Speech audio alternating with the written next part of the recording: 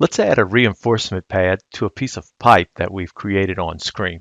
First, we'll go to adding a stub in by selecting the pipe, and then we'll use our continue pipe routing grip.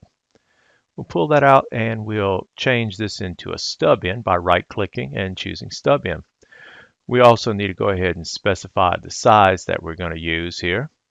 And I'll switch this to a 2-inch nominal pipe size. Now I'll go ahead and indicate the pipe length, and 3 feet ought to be plenty enough here. And I'll enter that and enter again, and now I have my pipe is ready to go. My stub in is complete. Now, to be able to add this reinforcement pad, I need to be able to see a weld dot. And to see the weld dot, I need to go ahead and switch to 2D wireframe so I can see the inside here.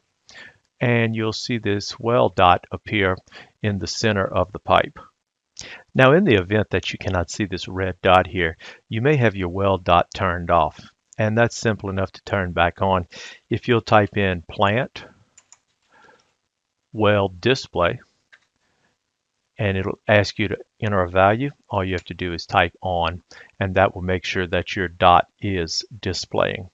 Now, if you want to go ahead and add a reinforcement pad here, if you right-click on there, you can choose Add Reinforcement Pad, and it's as simple as doing that. Of course, you do have an option to rotate the part as you do with any other parts, and you can use your compass to rotate that in as well. You also have an option here if you need to flip the part. So once you've created this, you'll see we'll go back to another view so that you can see exactly what it looks like.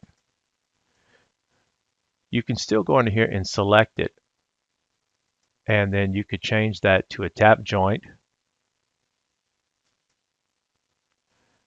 You could add the reinforcement pad back if you had to, or if you were interested in doing that. You can still select it, and then you can still substitute from here, and perhaps you wanted to make it a threaded tap joint. And once again, if you go back to selecting that, you can click on here and you can add the reinforcement pad back. So those are some of the options that you have for adding a reinforcement pad to your stub in. And don't forget, as with other fittings or pipes in Plant 3D, you can move using your grips, and conveniently, if you select your branch, everything is going to select along with it.